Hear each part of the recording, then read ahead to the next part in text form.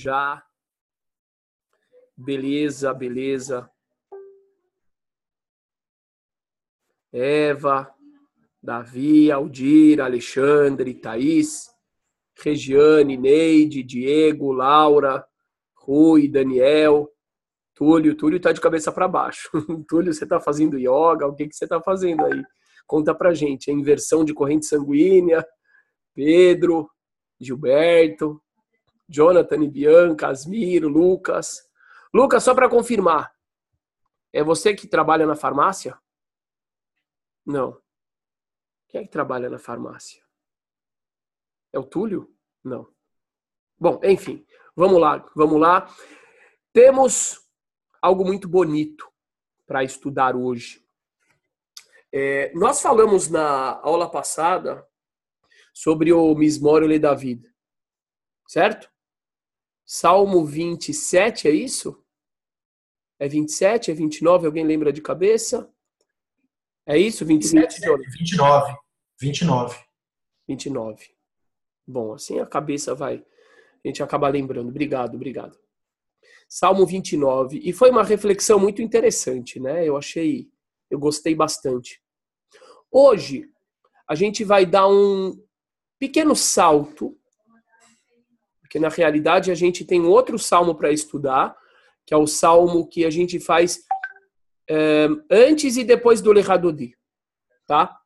Mas hoje eu quero falar sobre a Amidah de Shabat.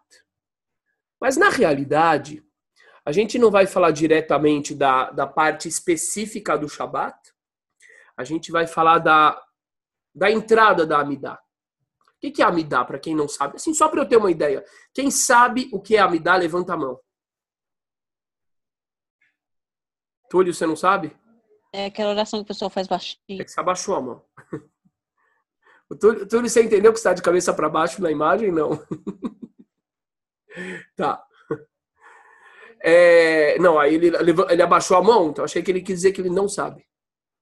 Amidah vem do verbo la'amod. La'amod significa ficar de pé. Ficar parado, de pé. E é a reza que nós fazemos de modo silencioso, ou seja, somente movimentando os lábios. Olha, atenção, todas as outras tefilot, todas as outras rezas, a gente tem que fazer com voz. Então eu vejo às vezes as pessoas fazendo assim, ele pega, abre o Sidur, com o olho só, vai passando o dedo, como se fosse scanner. Que inventaram essa moda aí. Vocês sabem, né, pessoal da Cabala? Inventou essa moda agora. Eles querem vender livro para as pessoas, mas não se lê, não tem problema. Você passa a mão, escaneia, e eles levam a sério essa ideia. Não. De acordo com a Allahá, quer dizer, eles levam a sério. Eu não sei se eles levam a sério, mas eles fazem as pessoas levar a sério. De acordo com a Allahá. Por que não ensina a ler, né? É isso que eu fico doido. Ensina a ler, meu Deus. De acordo com a Allahá, a reza tem que... Desculpem, gente. Raham Yohanan, seu João, Rav Yohanan. Que alegria tremenda vê-lo aqui. Fiquei preocupado com a sua ausência. E eu falei, eu vou telefonar para ele, mas a quantidade de coisas no meu dia me fez esquecer. E eu acabo me lembrando em outras horas. Felicíssimo de vê-lo aqui. Desculpem, gente. Mas eu já falei para vocês, esse homem é um ícone do movimento dos Bnei Anusim, ele merece todo respeito e reverência. Pronto, voltando. Amidah é a única tefilá que a gente faz sem voz. Ou, de acordo com alguns poskim significa legisladores rabínicos, a gente faz com a voz muito baixa. Ok? Por que a gente faz com a voz muito baixa? E por que a gente faz ela obrigatoriamente de pé? Porque a Amidah é considerado, esse momento que a gente faz a Amidah, como o ápice das nossas preces. Das preces, vamos dizer assim, rituais. Mais importante do que as preces rituais são as preces naturais. Aquelas preces que a gente faz no momento de gratidão, no momento de contemplação, no momento de necessidade. Vejam que eu deixei o de necessidade por último de propósito, tá? Que muitas vezes é o contrário. Então, de acordo com Maimônides, que é um dos grandes legisladores rabínicos, um dos grandes poskim, a obrigação da Torá, mitzvah, o preceito da Torá, a gente só cumpre quando a gente faz a nossa oração espontânea. E essa que a gente faz no Sidur, a Amidah, Baruch Sheamar, Pokei Hivrim, Matir Asurim, tudo isso é rabínico. São leis, são mitzvot rabínicas. Fora a leitura do Shema Israel, que eu já falei, eu já venho falando há um bom tempo, que não é uma reza. E aí, desde anteontem, eu mudei a minha ideia. Aí eu falei, é uma reza, mas é uma reza que Hashem faz para nós. Que coisa, né? Hashem fala para nós, por favor, me ame com todo o teu coração. Por favor, repita essas palavras todos os dias. Quando você acordar, quando você deitar, por favor. Ensina para os seus filhos. Consagre a sua casa. Fantástico. E daí eu reforço a ideia que eu já venho trazendo há muito tempo de que judaísmo não é religião. Judaísmo é missão. Desculpem voltar um pouco nisso, mas isso para mim é muito importante. Judaísmo é missão. Tanto que, na primeira revelação, o Eterno não se revela falando para Abraham sobre seus atributos, sobre seu nome ou seus nomes, ou sobre oferendas, sobre a melhor forma de servi-lo. Não, de jeito nenhum. Toda a revelação do Eterno para Abraham, no momento inicial, e a grande maior parte de sua revelação não tem nada a ver com ritual e com adoração. É uma missão. Ele dá para Abraão, nosso pai, uma missão. Então eu falo, não falo porque é bonito falar isso, não. Tem nada de bonito, eu não gosto de coisa, é bonito. Eu acho que a verdade é muito bonita. Então é porque é verdade mesmo, o judaísmo é missão. Então isso é o Shema Israel. Shema Israel, de acordo com a Halachá, com a lei judaica, é uma obrigação que nós temos, uma mitzvah da Torá, mas não é uma reza. Ou se é uma reza, não é nossa. Nosso papel é ler a reza de Deus para nós.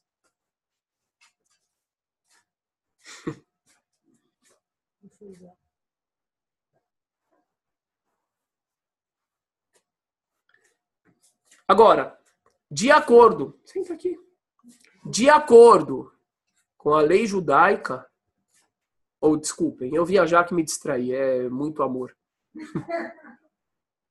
De acordo com os nossos legisladores, poskim, hachamim, a Amidah, dentro da tefilá, das rezas, das preces, é o momento mais alto.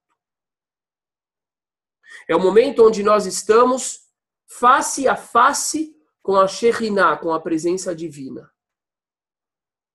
Tanto que a Halachá diz que nesse momento você não pode ficar de olho aberto. Quer dizer, de olho aberto você pode, mas lendo, ok? E se você quiser fazer de cor, você não faz de olho aberto olhando para frente. Que é como se você tivesse... O que significa isso? Eu quero jogar para vocês. Qual que é o problema de fazer de olho aberto? Por que eu quero jogar para vocês? Porque eu considero que a reflexão de vocês é algo muito importante. Eu cheguei à minha conclusão, mas eu quero ouvir de vocês. O link dessa aula? Eu dei essa aula para todo mundo. Então eu tenho que escrever Moriá, mas ela está recebendo todas. Entra no meu celular, Moriá, e põe ela. Me dá aqui. Pode continuar. Tá bom. Por que, gente? Por que não olhar para frente? Quem quer falar? Túlio Weinstein, eu quero fazer uma pergunta para você. Foi para você que eu respondi uma mensagem no Facebook ontem? Não? Você não está muito nas aulas presenciais, né? Você vê mais a gravação? Oi? Tá falhando muito. Você tá me ouvindo bem? Tô. Isso é o mais importante. Tá falhando seu microfone. Não, porque eu respondi alguma coisa para um Weinstein ontem. Falei, que coisa. Quem quer falar? Vamos lá, por que não olhar para frente?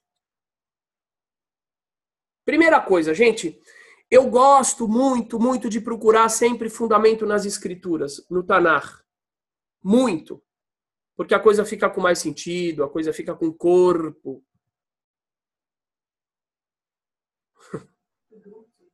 Moriá. Por que não olhar para frente? Aqui, Thaís. Por favor, Thaís, pode falar. Boa noite, Shalom. Boa noite, Shalom Brachá. Porque, por ser a reza que a gente estaria, teoricamente, diante mesmo do Eterno. Então, Perfeito, é isso. Mas qual é o problema de olhar? Me respeito? Por quê? Porque ele é todo poderoso, sei lá. E qual o problema de olhar? Não sei, quando Moisés pediu para olhar, ele falou para olhar só para a orla do manto, porque ele não seria capaz de suportar a glória dele, não sei. Boa, isso é interessante o que você falou agora de Moisés. Boa. Puxa Moisés mais para trás. Lembra da primeira revelação que ele teve? Qual que foi? Lá no monte, quando Deus falou para ele libertar o povo do Egito? Sim, e aí o que ele fez? Tá escrito que ele fechou os olhos, ele olhou para baixo, que Yare Mirot, ele temeu olhar. Então assim, primeiro ótimo, você já pegou, foi bom que você pegou referência da Torá. A gente viu isso aonde, Moisés? Moisés? Obrigado, Thaís. Quem mais quer falar? Não tenham medo de falar. Eu quero falar uma coisa. Laura? Então, quando você falou da questão de fechar os olhos para fazer Amidá, eu penso que também é o olhar para dentro, né? Você está fazendo ali com o seu sentimento, né? E talvez se você fizer a oração olhando para frente, você meio que se dispersa. Fica aquela coisa mecânica. Eu sinto na questão de olhar para dentro, pro sentimento. A oração de forma bem interiorizada. Entendi. Então o que você está falando é que a ênfase não é no não olhar para fora, não é o grande problema. O foco é olhar para dentro. É a primeira coisa que me veio à mente quando você falou sobre por que olhos fechados. Entendi. Então, na realidade, Laura, assim, primeiro eu acho a tua observação muito interessante. Boa. Mas, quando a gente pega a Alahá vai dizer não é o ideal rezar de olho fechado. Aí já teve gente até, por exemplo, porque a gente tem rabinos espalhados em todo canto hoje em dia, graças a Deus, e eles estão nos vigiando em todos os momentos. Rabinos eu quero dizer entre aspas, porque hoje a pessoa descobriu o judaísmo, ele virou rabino, né? Ele acha que ele pode vir chamar atenção e tal. Então, tem um vídeo meu falando Shema Israel do lado de um lago, no campo, no YouTube. Quem viu esse vídeo, levanta a mão. Esse é um vídeo que tem muitos views. E ali, que eu me lembre, eu faço ou de olho fechado, se eu faço de olho aberto eu não lembro, aí alguém foi lá e escreveu. É proibido, você está fazendo errado, é proibido fazer assim, assim, assim, assado. E era o Shema Israel, não era Amidá. Então, assim, de fato, existe a recomendação de não se fazer, a não ser lendo, para quê? Para não se perder a concentração. Mas não quer dizer que é proibido. É diferente. Uma orientação, normalmente ela se dá por quê? Porque, em geral, as pessoas que fecham os olhos durante, sei lá, mais do que X minutos, acabam se distraindo. Se ela for mais concentrada, Laura tem razão. Ela vai fazer uma ego trip.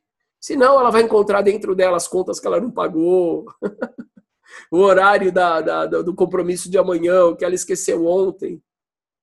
Então, a recomendação é com livro. Eu, particularmente, faço muitas vezes de olho fechado e busco manter a concentração. Tem até uma piada, e é bom vocês conhecerem as piadas internas. Uma piada que o cara fala assim, só que eu ouvi em Israel, tá? Quando eu estava na Yeshiva. O cara fala assim, meu Deus do céu, tipo, sei lá, esqueci de pagar a conta. Aí o outro fala assim para ele, então você não rezou Minha ainda, né? Minha é a reza da tarde. Porque se você tivesse rezado Minha, você ia lembrar de tudo durante a reza. Entendeu? Então, assim, é um fato. O fato que a gente tem que tomar muito cuidado é com a robotização.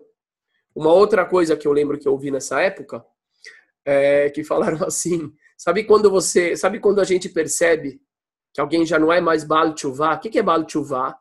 É a pessoa que não era religiosa, não era de família religiosa e se torna religiosa.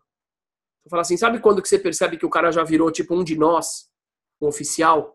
Eu falei, quando? Aí falaram assim, quando ele para de responder amém na hora que o Hazan faz as bênçãos. Quando ele já está batendo papo com os outros, está olhando o celular, não existia celular naquela época, mas está vendo outra coisa, aí ele já virou um oficial. Complicado isso. Isso é algo que é muito importante de se pensar desde já, por quê? Porque muitas pessoas falam assim, eu vou naquela ascendente. E aí, vou chegar lá. Quando chega lá, de repente o cara vê que não dá para manter aquilo durante muito tempo. E voltar para trás não dá mais, porque ele vai sentir que ele está caindo. Então você tem que pensar, de verdade, onde é o topo da escada? Será que é fazer as 180 páginas de Shacharit, da reza da manhã, o topo? Eu não acho que é o topo. E muitas pessoas chegam a esse topo imaginário, ficam lá e não conseguem, e ficam insatisfeitas, porque fazem blá, blá, blá, blá, blá, blá. Aí você fala para ele, não, faz menos. Não pode. Ele lutou tanto para chegar ali. E termina a reza como quem termina de carregar um peso. Ou outros chegam lá, não aguentam mais e largam tudo. E tem outros poucos que conseguem se manter a vida inteira. Ou, esse que é o grande problema, é lutando a vida inteira para conseguir se manter naquele nível, naquele topo. E a gente tem que pensar qual é a prioridade. Ou melhor, qual é o resultado que se espera quando nós saímos de uma tefilá. Eu digo, eu tenho que sair da tefilá transformado. Eu tenho que sair da tefilá mais agradecido. Palavrinha importante que eu sempre falo. Com poder de reconhecimento maior, de valorização maior. Eu tenho que sair mais eficiente espiritualmente da tefilá. Então, o que vai valer mais para isso? 180 páginas ou 20? Isso é muito importante. Ia falar alguma coisa tão boa. Esqueci, que pena. Acho que era alguma coisa nova até.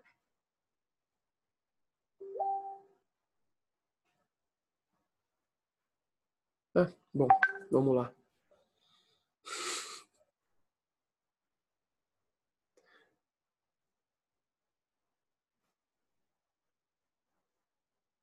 Fabiano. Oi. É o Pedro. Eu sei.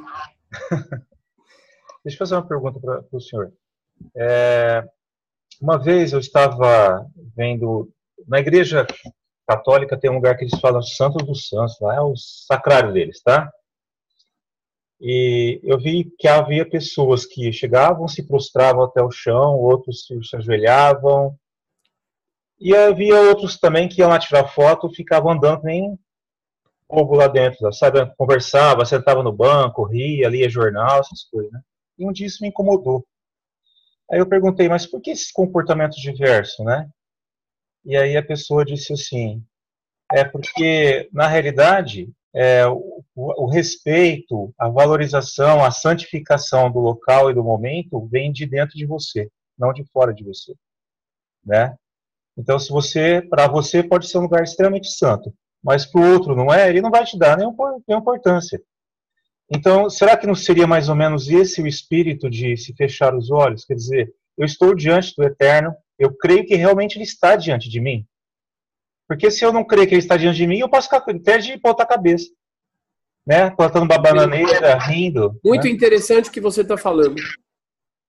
Isso que Se você ficar de olho fechado, você vai ver a porta, a parede, o armário. De alguma forma, a tua visão vai estar contrariando a crença ou a convicção. A sua própria fé. Muito bom. Muito bom.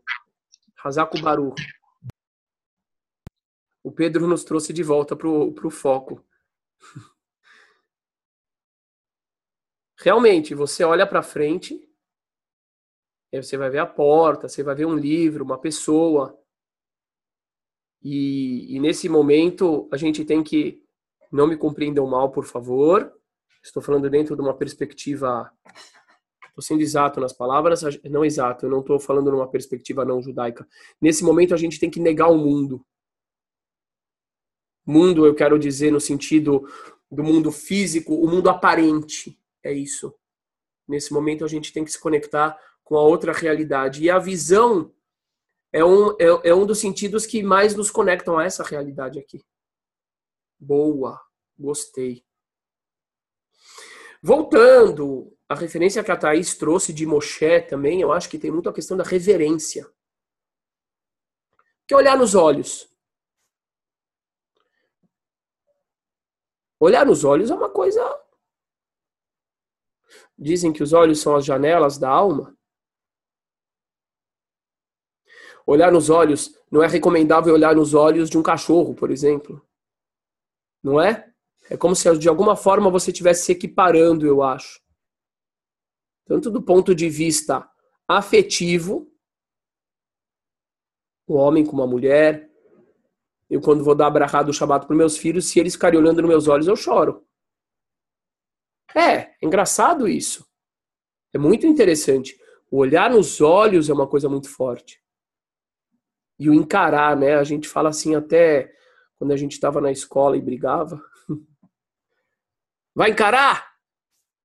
O que é você encarar? É você, de certa forma, se equiparar. E eu acho que essa... Pronto. Eu tô refletindo aqui.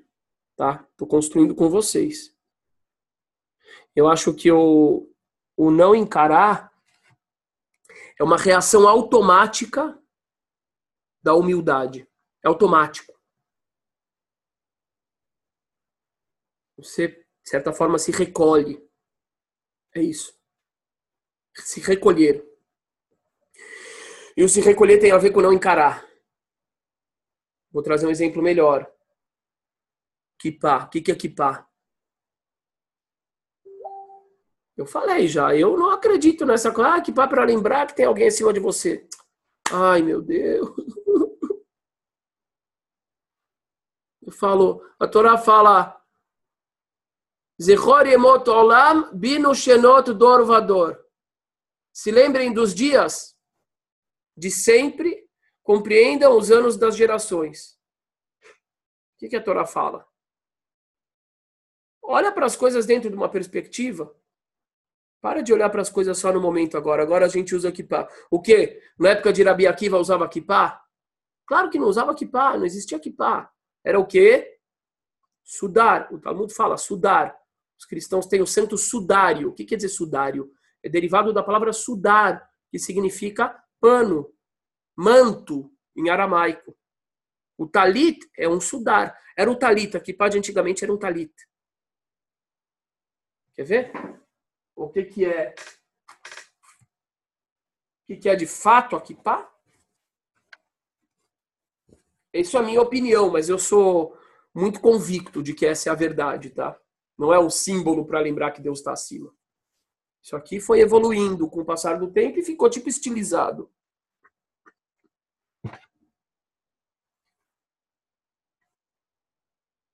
Está escrito que os tementes a Deus, ou os reverentes a Deus, usavam um pano na cabeça.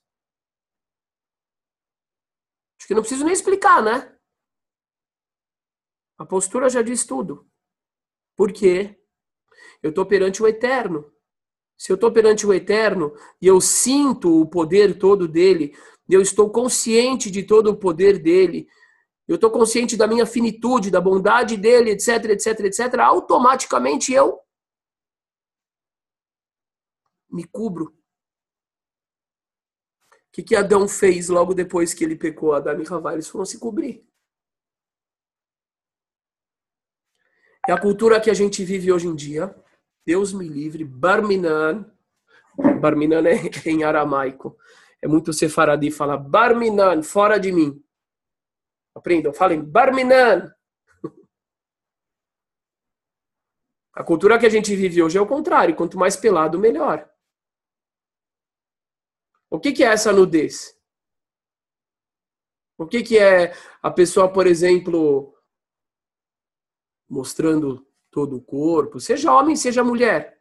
O que essa pessoa quer? Atenção. Ela quer, presta bem atenção que interessante, ela quer aparecer. Ela quer dominar ou ela quer expandir o raio não é de existência dela, mas é o raio dela. Ela quer expandir. Ela quer ser notada. Ela quer ampliar. Mas como é que você quer ampliar? Quem é você? Então são dois extremos. É a vontade de aparecer, de se mostrar fisicamente, até de se descobrir. E o outro lado é o contrário. Eu vou me cobrir. Isso é kippah. Kippah deriva disso, eu não tenho dúvida não. O kippah se deriva disso. Estilizou. E isso é o não olhar. Começa daí. Então. De onde que a gente aprende a falar sem voz? Olha que coisa interessante. De Hana. Ou em português, Ana. Inclusive, os Bnei Anossim me contam muitas vezes que a santa de muitos Bnei Anossim era Santana, Santa Ana, que na verdade era uma forma de esconder a Hana ali por trás. Certo, seu João? Rav Yohanan, correto? Em Caicó, Acari, tudo isso. Conta um pouco pra gente sobre isso. Tem 4 cidades no Seridó, todas 4 têm a mesma padroeira, Santa Ana. 4 cidades próximas no Seridó. Quais cidades? A cidade de Acari, a cidade de Caicó, a cidade de Currais Novos e a outra de Jardim do Seridó. Essas 4 cidades têm a mesma padroeira. E todos esses são lugares de origem judaica? Sim, o Seridó todo. O padre Antenor, que deve estar agora com seus 78 anos de idade, o padre Antenor diz que 95% da população lá é judaica. É judaica. O padre Antenor diz isso. Agora, eu fico suspeito de estar dizendo isso, porque quem quer me combater vai talvez dizer que eu estou ensinando o catolicismo.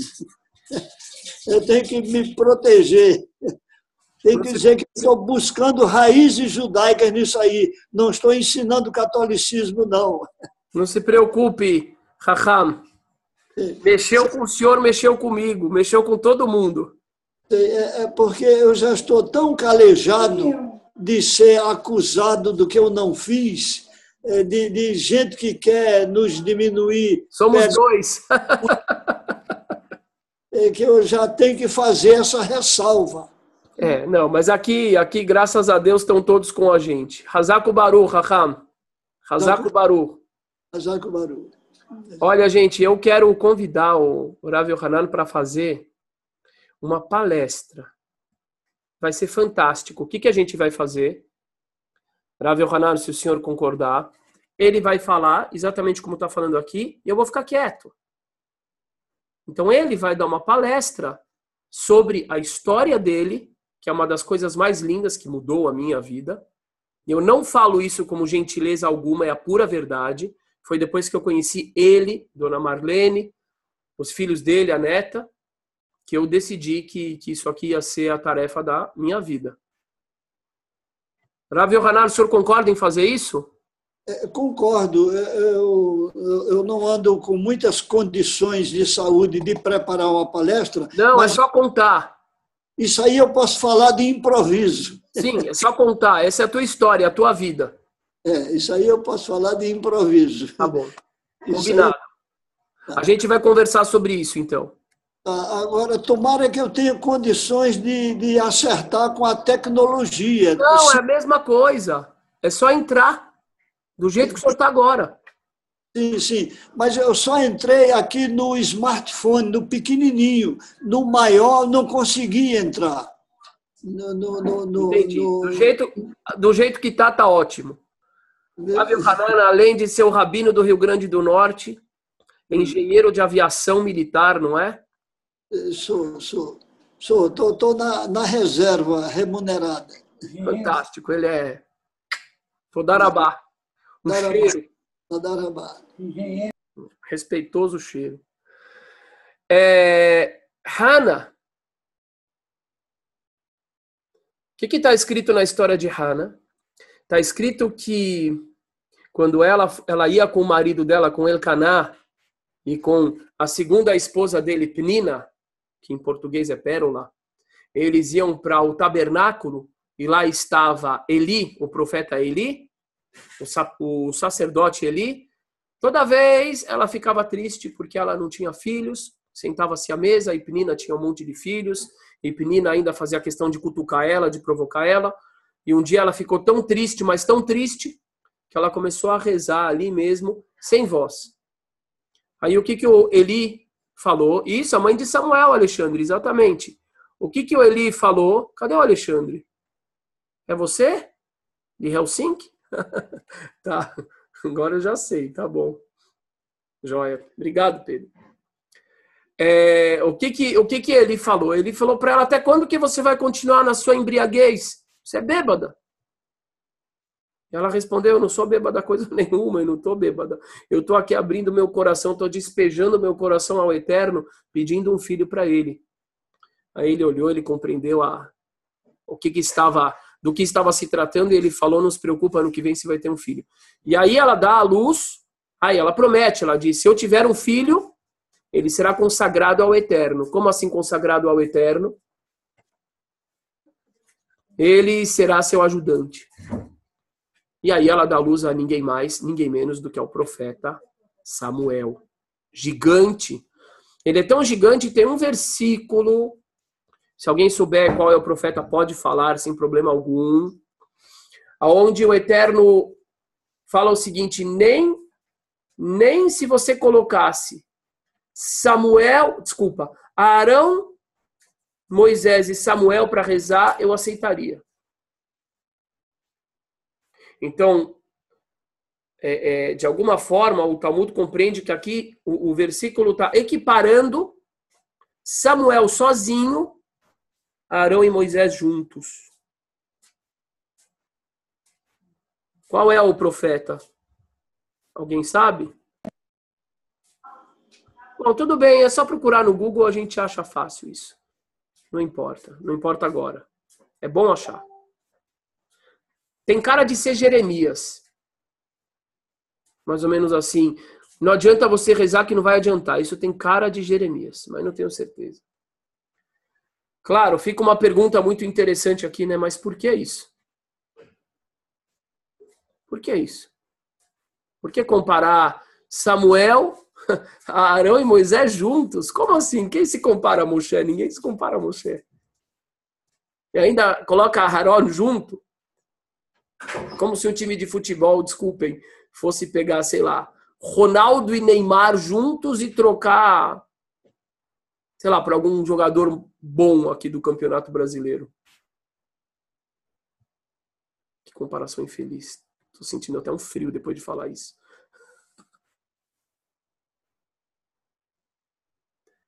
Eu tenho uma resposta para isso.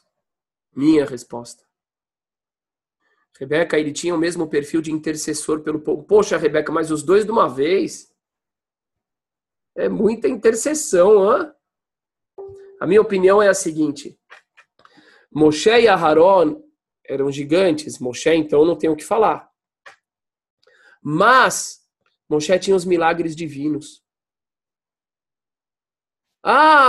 Cora encheu ele, foi lá, abriu a terra e engoliu Cora. O povo queria comer carne, cai um monte de codorniz ali, etc, etc. É difícil. E Samuel não tinha milagre, não tinha nada. Escrito que Samuel pegava o burrinho dele e ele percorria todo o país para julgar o povo, para orientar o povo. Pelo amor de Deus, a dimensão do que aquele homem fez. Entendem? Então não é que ele chegou num nível, numa consciência maior do que Moshe, com certeza não. Mas na geração dele, dentro das condições que ele tinha, ele é equiparado aos dois. E talvez mais do que os dois. Isso é gigantesco. Bom, vamos lá, sequência. E nem começamos a Amidá. Meu Deus do céu. Vamos para Amidá. Eu vou compartilhar a tela agora. Olha a foto preparada aqui do Rav Yohanan falando para todo mundo. Aqui, pronto. Começa aqui. Quem vai ler? Quem quiser ler, já se manifeste, por favor. Abre o microfone e lê. Vamos lá, o primeiro. 1, 2 e já. Eu queria. Então vai. Aumenta a letra, por favor, Rabi. Ricardo, eu estava querendo você no início, para abrir a aula. Desculpa, eu cheguei do serviço agora, eu tô dentro do carro aqui para pegar o Wi-Fi, entendeu? Ricardo, você quer que eu aumente a letra? Por gentileza, tem como? Eu aumento e daqui alguns segundos que vai aumentar, esse que é o problema. Isso, é que eu tô no celular aqui, mas dá para ler. Vamos ver então. Eita. Peraí. Aqui. Vamos lá. Vamos começar. Baruch atah Hashem... Não. Era em cima, perdão. Era na frase de cima. Tá vendo? Eu clico e depois de alguns segundos que vem. Sim. Aqui, ó. É o Adonai, né? Isso. Ok. Adonai Safartai... Não, desculpa. Adonai Safatai Tefilatai... Não. Peraí. Adonai Saftai... Cefatai... Tefitá... Tiftach... Tá escuro aqui, peraí. Adonai, Cefatai, Tiftá, Ufi, Yagid, Terrilatai. Terrilaterra. Parabéns, Ricardo. Cola a voz. Valeu. Quem quer seguir?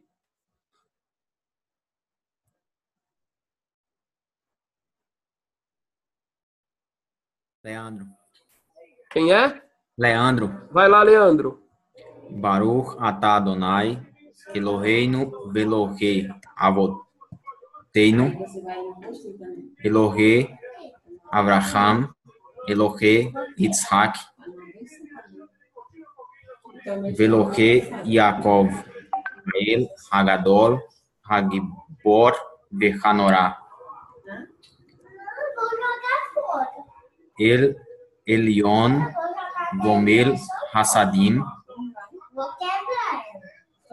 Tovim Kone Hakol Vezocher Hasde Avot Umevi Goel Livne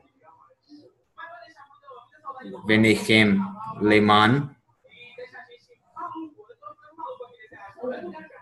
Shemo Be'ahava Melech Ose Umashia Magen O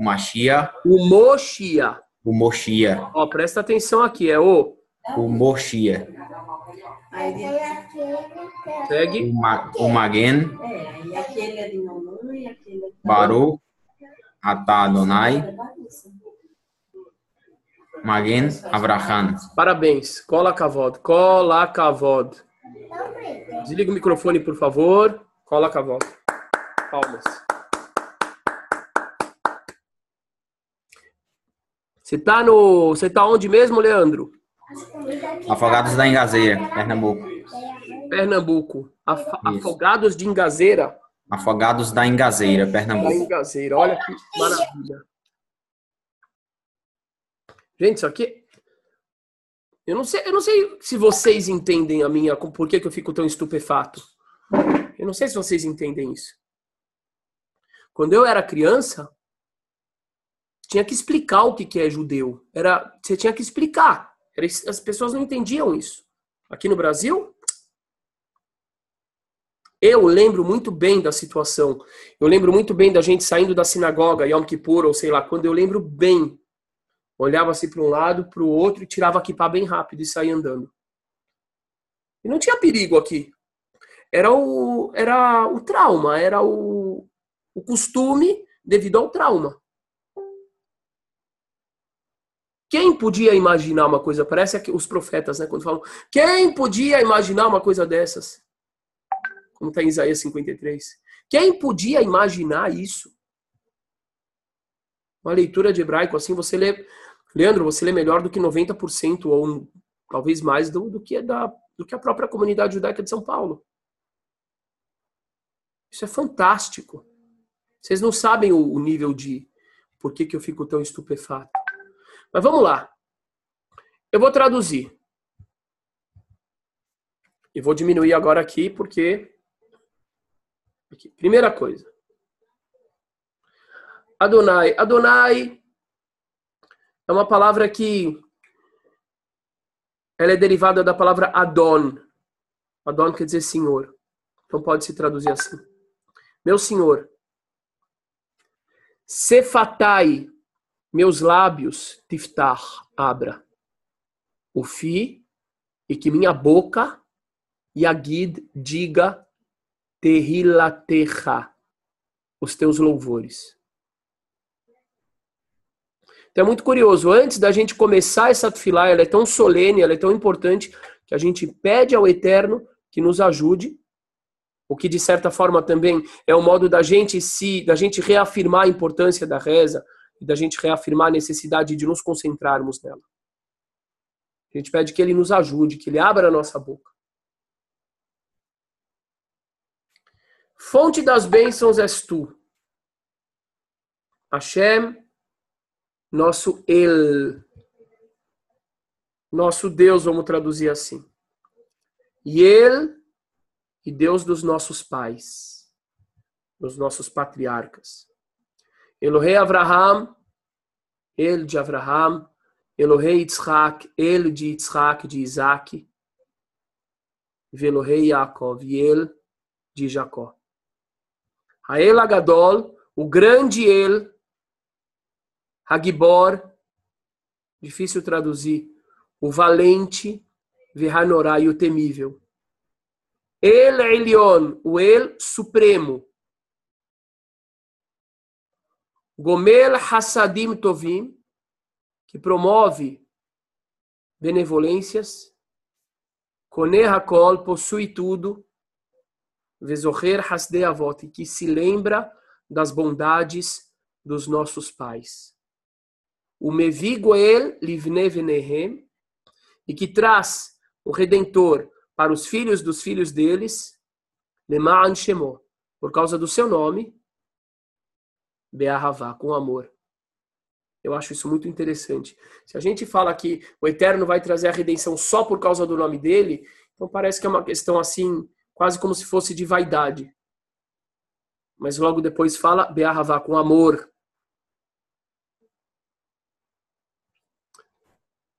Esse trecho aqui é só no Shabat entre Rosh Hashanah e Yom Kippur, esse trecho pequeno, e aqui continua.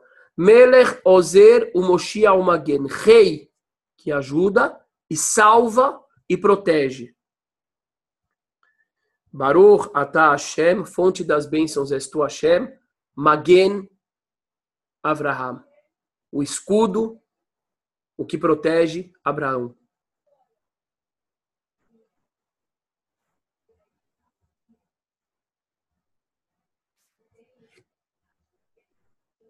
Dez segundos. Reflitam. Eu quero ouvir vocês sobre o que mais chama a atenção de vocês nesse trecho.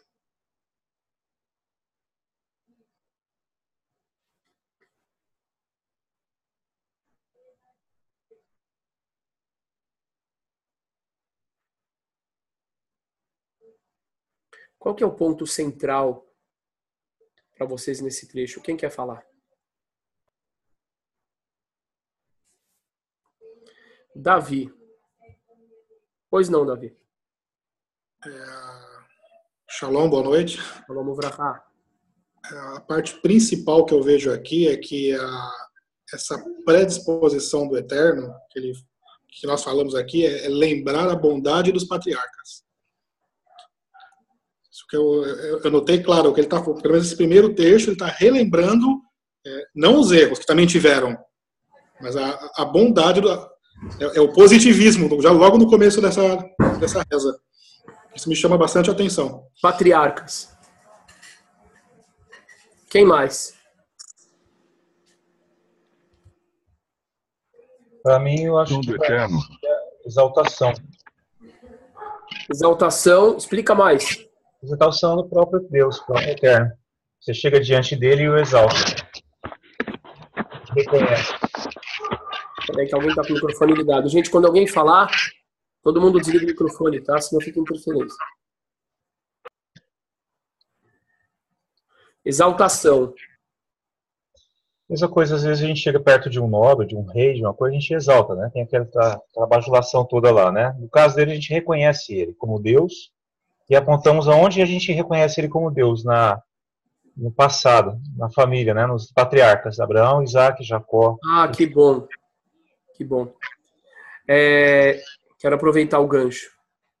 Tem uma página no Talmud, não é isso que eu quero falar ainda, mas é do reconhece neles, tá?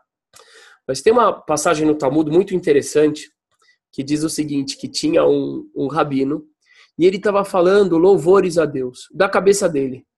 Ele começou a falar grandioso, escuta isso, filho, escuta esse trecho. Grandioso, sábio, isso, aquilo. Aí uma hora ele parou. Aí veio um outro rabino que estava olhando e falou assim para ele, aí, acabou? Acabou já? E ele ficou olhando estupefato. Ele falou, quem é você para falar o que ele é? E parar.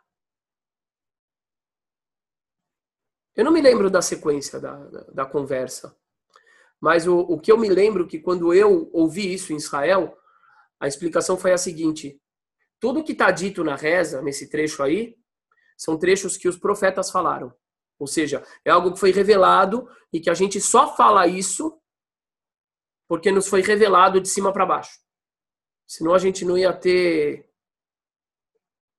possibilidade alguma de tentarmos falar alguma coisa a respeito dele. Agora, já te chamando aí, interessante o que o Pedro falou. Filho, faz um café para mim, por favor.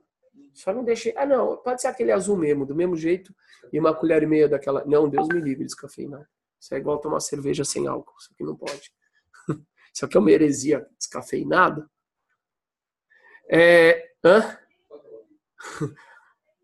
Tanto faz, pode ser o preto também, não tem problema.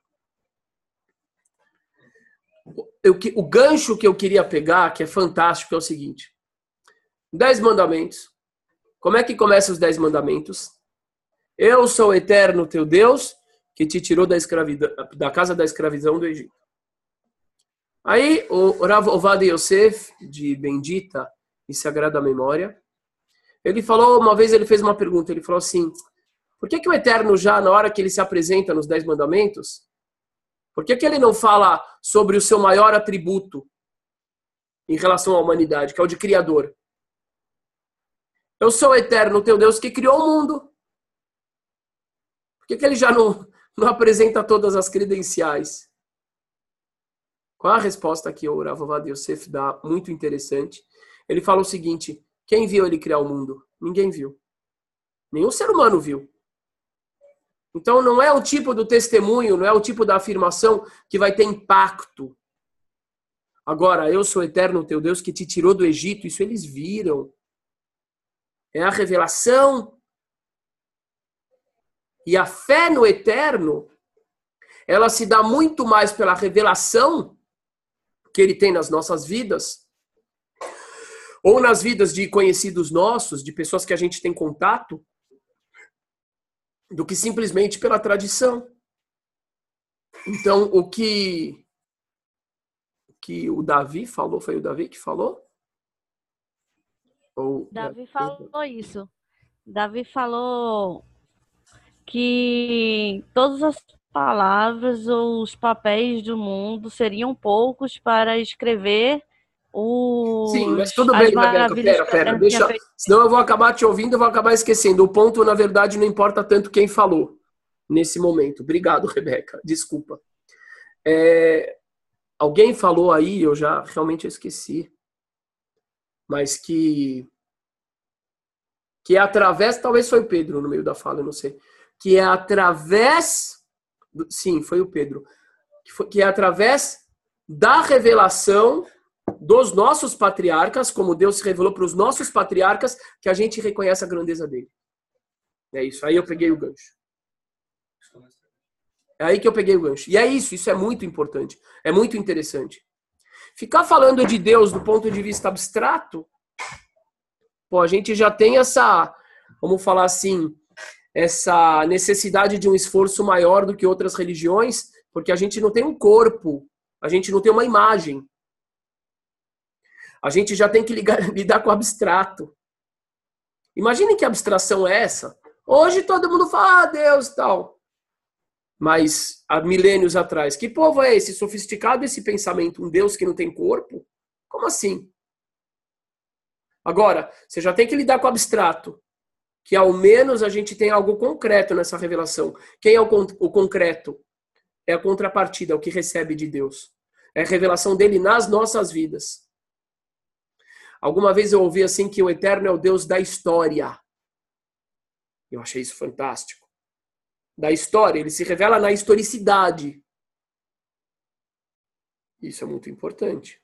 Então, por isso, eu achei fantástico, Pedro, trazer essa questão, essa referência. Deus dos nossos pais. Agora, como é que o Eterno se revela para Abraham? Ele se revela de um jeito para Abraham. Para Yitzhak, é quase o inverso, em certos aspectos. Para Abraham, é através do amor. Vem cá, Abraham. Vem cá. Você não tem filhos, eu quero te dar filhos. Você me busca, né? Abraham busca Deus. A gente viu isso na aula. Como é lindo a gente juntar a aula de Torá com a aula de Tefilá. São as aulas mais lindas da minha vida até hoje, Baruch Hashem. Que coisa linda. Abraham. Até esqueci o que eu estava pensando. Mas é agradável demais isso. Abraham, você não tem filho, eu vou te dar filho. Eu vou te dar filhos, eu vou te dar riqueza, eu vou te dar renome. E tu serás uma bênção para todas as famílias da terra. Tu serás bênção. Poxa vida, que coisa mais maravilhosa. Que tipo de relação é essa? Hesed. A gente fala na reza de Minchá de Shabbat, noten Hesed le Avraham, que Hashem dá amor, afeto, palavra melhor talvez, afeto para Avraham. Já para Isaac, como é que o Eterno se revelou para Isaac? Com uma faca no pescoço dele, lá em cima do Monte Moriá. Não deve ter sido fácil essa experiência. E tem tudo a ver com Isaac. Isaac era introspectivo. Tanto que a cegueira dele, para mim, ele acha que ele vai morrer, né? Que nada, ele vive décadas ainda. Eu acho que a cegueira dele foi psicossomática. Eu acho, pela história dele, se a gente prestar atenção, ele era muito fechado. Claro, imagina, mãe judia já é um ser muito dominador. Muito. Agora imagina uma mãe judia com 100 anos de idade, que era Sara. Ele deve ter sido assim, lacrado, ele deve ter sido blindado, devia ser muito difícil a vida dele. Imagina, a mãe expulsou Ismael. Que isso? Aquela devia ser uma mãe muito protetora, mas muito. Então, a forma como Yitzhak lidava com a realidade, como o Eterno se revelou para ele, foi através do quê? Da Gvurá. O que é Gvurá? Rigor.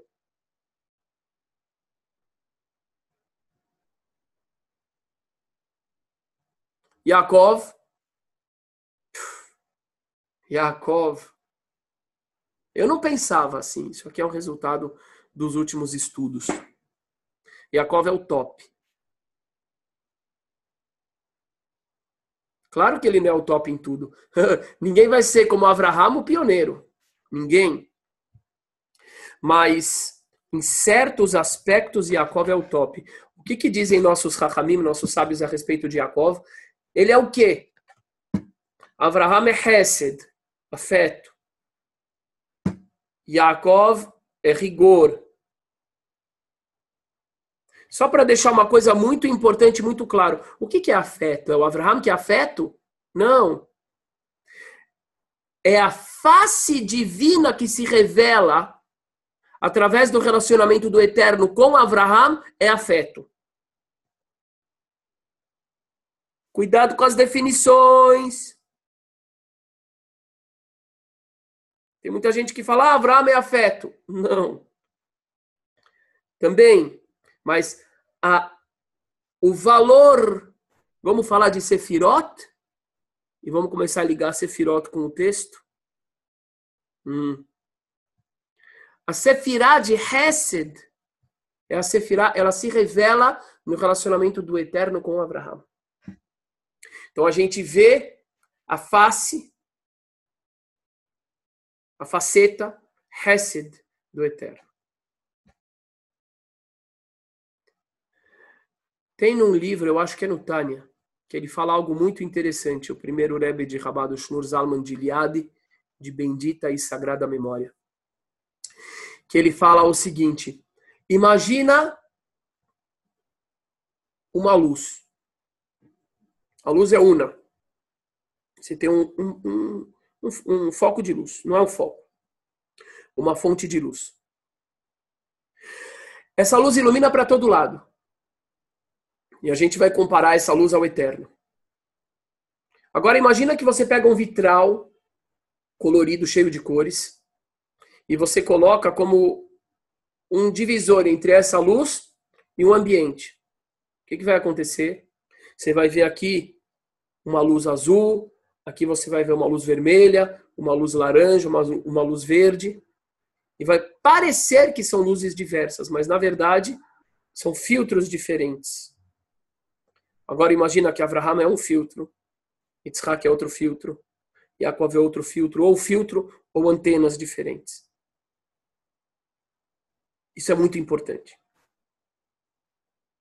Isso é muito importante, inclusive, para a gente compreender o outro.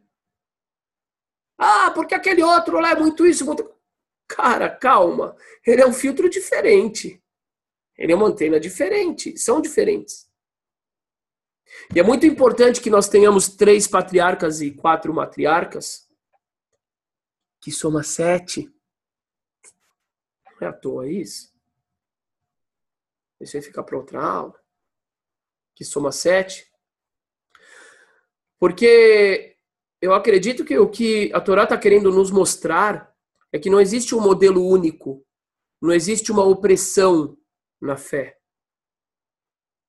O que eu acho que é uma das coisas mais destrutivas que a gente tem hoje em dia é você ver modelos únicos. Você tem que ser assim. Se você não for exatamente assim, Deus não gosta de você. Se você não for exatamente assim, você não vai ser aceito na comunidade. O que aparece no judaísmo? Quantos ícones tem? O cristianismo. Principal, tudo bem, tem os santos e tal, mas nada se compara a Jesus, que é o grande ícone. No islamismo, Muhammad. No judaísmo, para um é Avraham, para o outro é Moshe, para o outro é Yaakov, para o outro é Yosef, para o outro é Davi, para o outro é Isaías, para o outro é o Rebbe de Lubavitch, para o outro é o Ben Gurion, é a Golda Meir. Baruch atah. Não vou fazer, já fiz. Isso é muito importante. Por que isso é importante? Porque eu tenho que falar Baruch atah Hashem, Eloqueno veloquei avoteno, Deus de Avraham, Deus de Yitzhak, Deus de Yaakov, Deus de Jonathan, de Bianca, de Asmir, de Pedro, de Daniel, etc. E eu tenho que compreender que assim como as nossas digitais são únicas, o nosso filtro é único. E eu, e nós, e cada um de nós, tem o potencial de revelar algo maravilhoso e único. Único, que ninguém mais tem. Do Eterno. Como se a humanidade fosse um diamante com 7 bilhões de faces. E como é bom a gente conseguir revelar a nossa face, e a gente não ficar revelando só a face do Cristiano Ronaldo, ou da, como é que chama? Anitta, ou do Temer, do Lula, do Kim Jong e do Trump. Aliás, por falar nisso, ontem eu li uma frase que eu falei, meu Deus do céu, gostei muito. Deve ser uma filósofa que falou isso. Disse que a mídia não pode obrigar a gente a pensar isso ou pensar aquilo. Mas ela nos obriga sobre o que pensar. Fala, não, eu sou livre. Posso gostar do PT ou do PSDB ou não sei o quê. Que nada, você já está dentro dessa arena, você não é livre. Porque você não escolheu estar dentro dessa arena, te enfiaram nessa arena. Sou livre. Eu posso escolher para qual time eu torço. Tem uns 1000 times para torcer. Você não é livre. Você foi colocado dentro dessa moldura que se chama torcer para um time. E ela é assim em relação às outras opções. E tem tudo a ver com isso. Agora, talvez eu esteja repetindo isso para vocês, e não tem problema nenhum, porque eu já falei que a interiorização ela se dá através da repetição consciente, do trabalho da informação, e não é da novidade. Novidade é a cultura ocidental.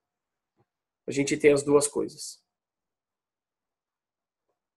E uma vez, quando estávamos em Natânia, no início do ano passado, eu estava conversando com o vice-presidente da faculdade de Natânia, e ele me falou algo muito importante, muito. Ele disse que aquela faculdade era muito interessante porque tem etíopes, tem muçulmanos, mesmo, a gente viu lá e a gente passou um bom tempo ali. Jovens com hijab nas aulas, junto com jovens judeus israelenses, todo mundo junto em harmonia. A gente viu isso. Claro, eu também vi muralhas invisíveis ali. Eu via no café os muçulmanos separados, batendo papo, os judeus separados. Eu não vi muita interação.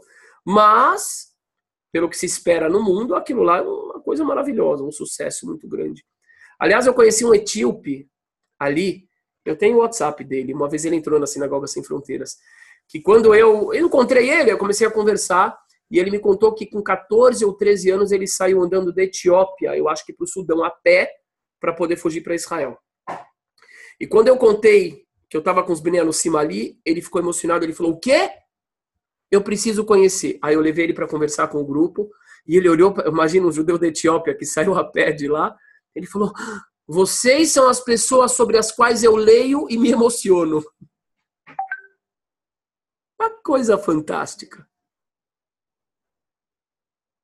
Bom, e aí, ele me falou o seguinte, que vão vários grupos de turistas ali, que querem conhecer, querem saber como que é essa faculdade e tal, e que uma vez foi um grupo de chineses. E aí os chineses perguntaram para ele, falaram assim, povo judeu muito diferente, né? Povo judeu diferente, Renhal. Como assim, povo judeu é diferente? Todo povo é diferente. Não. Chinês sabe vocês mais diferente do que outro diferente. Aí perguntou para ele, por quê? De onde que vem essa diferença de vocês? Não, o povo judeu é diferente. Aí ele disse que ele respondeu. Ele falou, nós somos o único povo que sabe quem são os seus pais.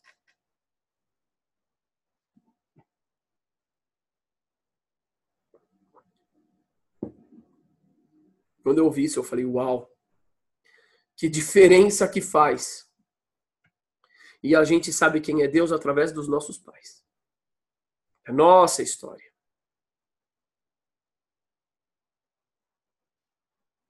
E por isso que não existe se converter ao judaísmo. Por isso, diferentemente do que um rapaz ontem falou na Sinagoga Sem Fronteiras, e ele falou do modo, eu compreendo ele falou do ponto de vista de alguém de fora, não dá para entender isso. Por que tanta obsessão na etnia, no grupo? Por quê? A fé é aberta para todos. Eu respondi para ele, você tem razão. Pelo judaísmo, a fé é aberta para todos. Eu sinto muito se alguns grupos destoam do judaísmo e querem representar o judaísmo, falando o contrário. Falei para ele, leia Isaías 56. Isaías 56 não está falando de convertido. Está falando do estrangeiro. É aberto para todos.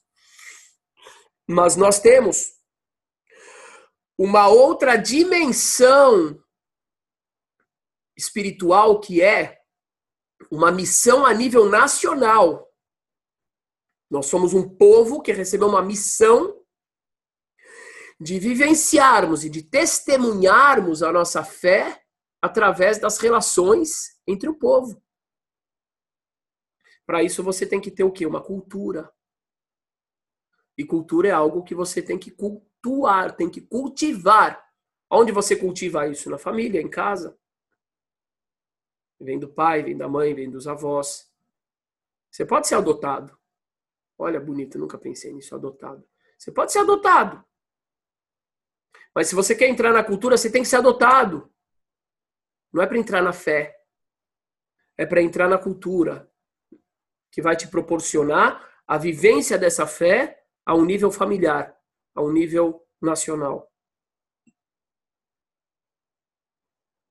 Aqui você vai ter uma diferença gritante entre o judaísmo e o cristianismo. O judaísmo não é simplesmente uma religião. É a cultura de um povo. E para ter povo, você tem que ter pai, mãe, avô, bisavô. E você tem que cultivar isso.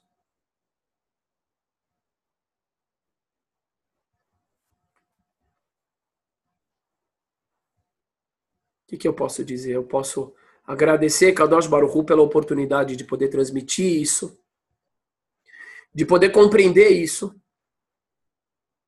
Porque eu, antes de dar essas aulas assim, eu tinha minhas compreensões e tal, mas o que eu aprendo, o que eu recebo, alcanço, capto, não sei, por causa de vocês é muito bom. Ontem teve alguém, né, Silvio, numa outra aula dizendo, às vezes parece que você que está estudando com você mesmo. Eu falei, mas eu tô aprendendo junto com vocês. É muito grande. Agora, qual que é o risco? O risco é aquilo que eu falei. Não, para eu ser um judeu top, eu tenho que fazer as 180 páginas. Não. Nada disso. É bom saber fazer, é bom saber fazer. É bom compreender, é bom compreender. Mas para ser um judeu top, a gente tem que, antes de mais nada, compreender os conceitos, interiorizar os conceitos, e compreender que a reza, o Shabat, o Brit Milá, a Mezuzá são instrumentos para nos levar a outros níveis de consciência e de ação. E aí compreender, o objetivo da reza é esse, então eu tenho que sair da reza assim. Anaí, você queria falar lá atrás, eu não esqueci. Talvez você esqueceu. Não esqueci. Que bom. É o que me talvez você esqueceu o que você ia falar, porque eu esqueço um segundo depois o que eu ia falar. É porque são vários assuntos que o senhor está falando. E aí, o que me chama bastante atenção é a frase de cima. Porque você vai falar desse elo, você vai falar com esse elo, que não é qualquer um. É o de Abraham, é o Yitzhak, Yaakov. Não é qualquer um. Isso é muito grande, Rabino. Isso para mim olha, é tremendo. Em outra parte, que eu me esqueci onde que está, o Eterno fala: abre bem a tua boca e eu te satisfarei, convidando para a reza, né? Convidando para você se colocar na presença dele e abrir a sua boca, falar com ele, para ele te satisfazer, né? Você vai falar diante dele. E aí ele fala, quem vai rezar pede para o Eterno abrir a boca, a sua própria boca, para ele poder falar dessas coisas tão grandes, né?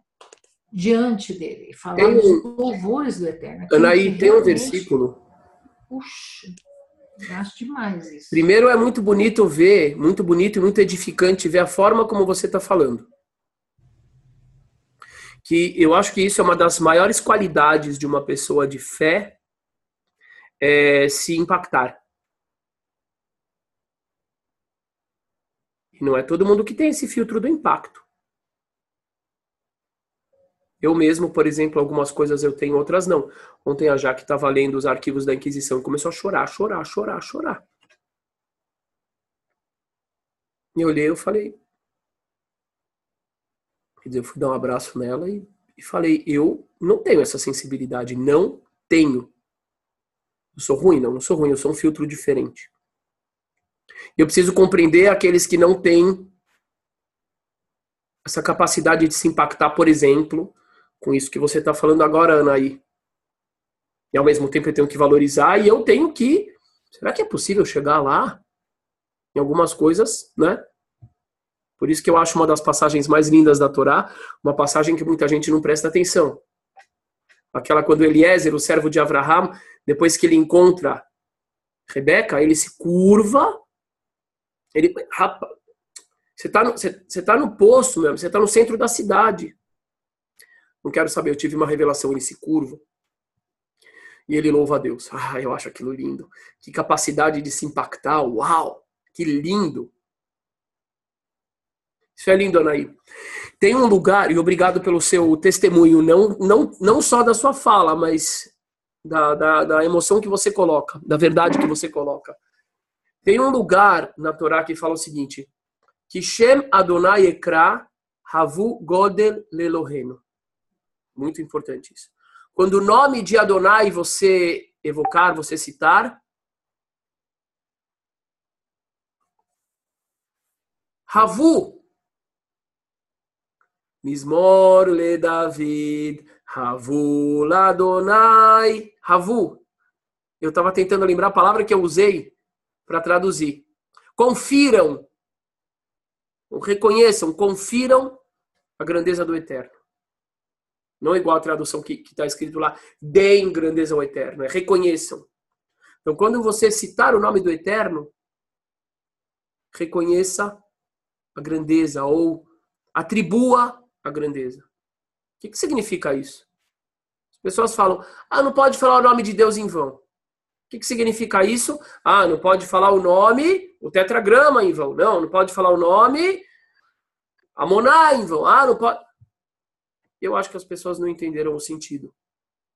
Quando você for se referir ao Eterno, seja lá qual nome for, inclusive Deus, mesmo que não é o nome dele, confira a grandeza, se impacte, que é o que a gente está fazendo nesse momento. Abra minha boca. Não usa o nome dele, ou não se refira a ele, independente do nome que você for usar, de uma forma corriqueira. Por exemplo, hoje eu falei aqui algo que eu não gosto de falar, eu não costumo. Deus me livre. Como força de expressão. Ou, por exemplo, ai meu Deus, eu acho, dentro da minha perspectiva, eu acho um absurdo falar isso. Por quê? Porque eu estou usando uma referência, mas não é o nome. Mas é uma referência, você está se referindo a ele. Eu estou usando uma referência ao Eterno como modo de falar. O que eu estou fazendo com isso? Desgastando a minha relação com ele. Eu estou... Não é desgastando, eu estou... Não é profanando. Mas eu estou tornando a minha relação com ele algo cotidiano, algo eu estou desvalorizando. Então só vou me referir a ele com grandeza, com sentido, com sentimento. E vocês vão ver, banalizando, boa, Túlio. E vocês vão ver, se a gente começa a tomar cuidado com isso, só vou me referir ao Eterno quando tiver sentido, quando tiver importância. Isso começa a impactar em nós mesmos. E a gente começa a conferir a ele a grandiosidade devida. Fala, Raquel. Rebeca. Oi? Pode falar. A minha pergunta Pergunta. Eu queria ter nascido falando assim. Por que eu não nasci assim? Se existisse plástica de pronúncia, eu ia fazer uma plástica para falar pergunta. Pior que eu nem percebo.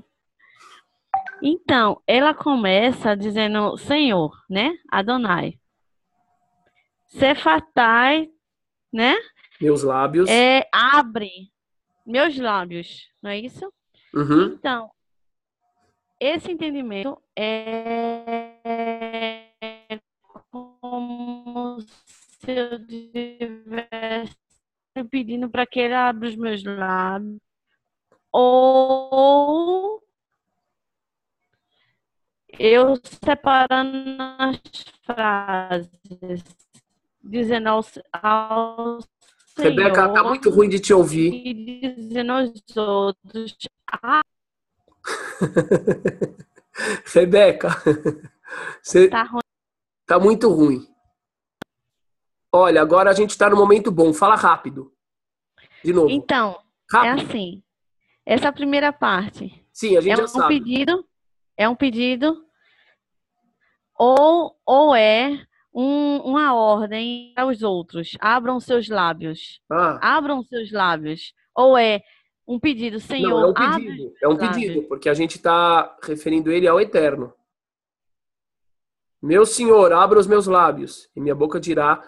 Mas, Rebeca, eu compreendo esse tipo de pedido também muito como uma autoconscientização.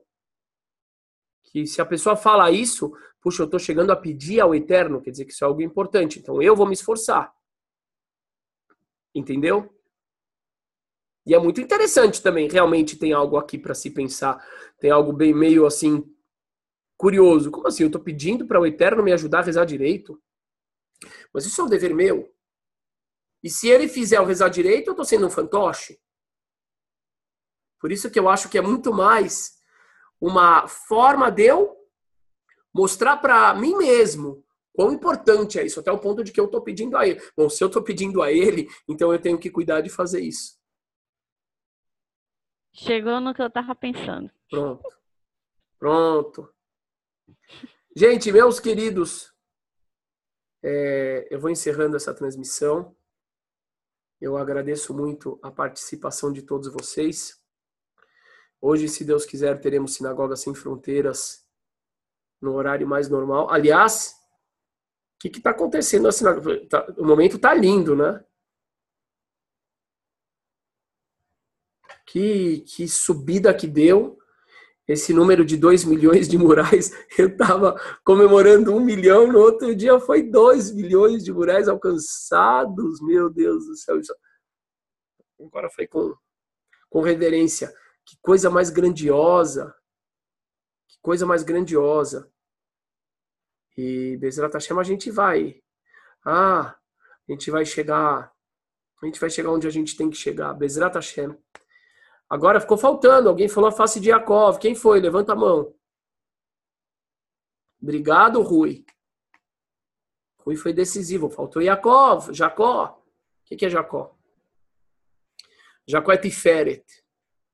Uma palavra difícil. Também está na Sefirot. O que é Tiferet? A gente tem Hesed. Se traduz como bondade, amor. E eu acho que a melhor tradução, acho que é afeto. Gvurá, rigor. Tiferet é a harmonia entre essas duas. É a harmonia. Se traduz normalmente como beleza, por causa que é derivado da palavra pe'er, que é beleza. Mas eu acho que a beleza é no sentido da harmonia. A harmonia também é uma parte da beleza. É o equilíbrio. Por que Yaakov é tão importante assim? Eu sei que a vida dele foi difícil, mas foi muito difícil. E ele se lamenta pela vida dele, no final dos dias dele. Ele fala, minha vida foi ruim. Ele não tem aquele discurso falso de muitos religiosos. Não, tem que falar que tudo é bom. Como assim é bom? Viveu 21 anos sem um filho, pensando que o filho morreu. Que bom, o quê? Ele fala a verdade. Mas ele não é igual a Avraham. Avraham é uma letra rei que é acrescentada ao nome. Yaakov, ele muda completamente, ele vira Israel. Ele dá nome ao povo, gente. Ele dá nome ao povo. O nome de Yaakov é transcendência. É o que vence os homens e o El. Como assim vence os homens? Tudo bem, ele venceu o tio dele, ele venceu o irmão. Mas como que ele vence El? Estamos acabando, Laura. Um segundinho. Como que ele vence El? Ele vence, não é que ele vence Deus, mas ele vence todas as limitações, inclusive as limitações espirituais. Ele rompe, ele rasga. Ele rasga a cortina. Ele vai. Ele é gigantesco, Yaakov. E você acha o quê? Dói, né? Dói, é difícil. Mas ele é o Tiferet, ele é o equilíbrio. Ele consegue os dois. Por quê? Ele recebe as duas coisas. O rigor e o hesed, o afeto. E a realização do ápice dos dois é um homem se transformar em Israel. É conseguir vencer o mundo físico. E ganhar dentro do nome dele a palavra Sar, que é um anjo. Essa palavra aparece em Daniel várias vezes. Os anjos chamam Sar, que hoje se traduz como ministro. E ele, esse é Yaakov. Grande abraço, gente. Eu tô vendo que tem pessoas querendo falar mais, só que eu preciso realmente desligar. E qualquer coisa a gente fala no WhatsApp, tá bom? Agora, nesse próximo espaço de tempo, porque depois eu acabo perdendo aí a sequência. Grande abraço a todos. Não acabou não, Rebeca. Só começou. Não acabou nada. Um abraço a todos. Todarabá. Gente, e eu peço para vocês, se vocês puderem, lá no Sinagoga Sem Fronteiras eu coloquei o link eu coloquei o post dos 2 milhões. Não é por vaidade, não é por nada disso. Mas é muito importante que esse post, entendeu? Então como é que a gente faz com que ele se expanda? Comentários, compartilhamentos e like é o mínimo. Por que é tão importante? Eu vou falar para vocês, por exemplo, Túlio não tem meu WhatsApp? Marca aí. Eu vou falar para vocês, por exemplo, muitas pessoas só dão atenção na hora que você tem um número. E começam a respeitar e abre portas. Israel foi assim. Israel foi assim. Quem é você, Ventura? Quem é você? Deixa eu ver seu Facebook. Deixo. E veio o respeito. Por quê? Porque é forte. É bem forte. Eu mandei, meio que por engano, para uma lista de contatos do WhatsApp, um monte de gente da comunidade judaica. E vários, parabéns pelo número. Isso ganha um respeito. Isso abre portas. E existem várias chaves diferentes no mundo, né? Essa é uma delas. Por isso que eu peço muito para as pessoas, eu falo, entra na Sinagoga Sem Fronteiras, curte, comenta. Eu uso a palavra militância. É uma coisa assim com disciplina, sequência. Não é porque o rabino pediu, não. Não. É porque é um instrumento muito importante para um movimento todo. Por isso eu sempre peço, sempre que puder entrar, fortalecer, compartilhar, comentar, ajuda muito. E esse é um post importante desses 2 milhões. Ele é bem importante. E é graças a todos vocês, nós, graças ao Todo-Poderoso. Isso que é o mais bonito, é conjunto. Eu vou dar meu WhatsApp agora, mandem rápido a mensagem, que aí eu já acrescento vocês, por favor, tá bom? 11 999 80 18 69. Fala assim, sou fulano, sou a fulana do Moriá. Isso vai ser muito importante, porque eu vou colocar vocês na lista de transmissão e no grupo, se vocês quiserem grupos. Eu fiz uma definição muito boa de grupos em relação a contendas. Hoje já estava outra história com nossas comunidades. Aliás, eu pensei até fazer uma transmissão sobre isso agora. Eu quero terminar com isso.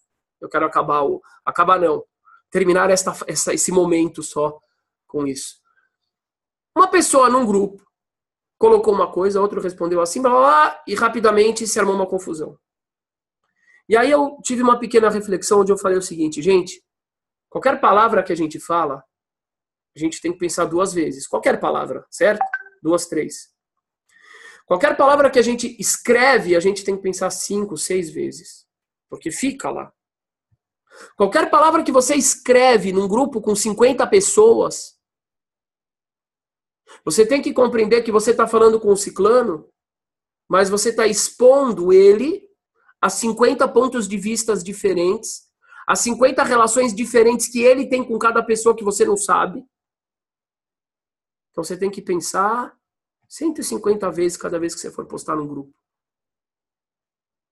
Cada vez que você for comentar. Porque, por exemplo, vamos lá, faz de conta que o Asmir colocou alguma coisa lá. E eu vou rir dele. No pessoal, talvez ele não vai ligar. Talvez ao contrário, ele vai rir junto. Mas talvez o Asmir, ele não se dá bem com o Aldir. E aí eu vou estar expondo ele na frente do Aldir, ele vai sentir muito mal. E aí o circo armou.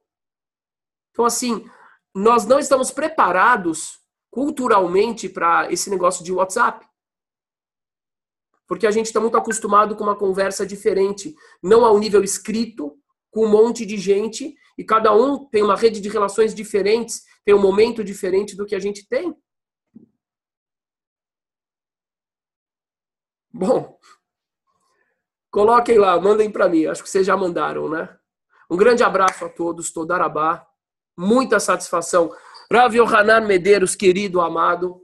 Um grande abraço para o senhor, para sua esposa, Dona Marlene, queridíssimos nossos ícones. Obrigado. Obrigado. Vou tentar falar pelo WhatsApp. Tá bom.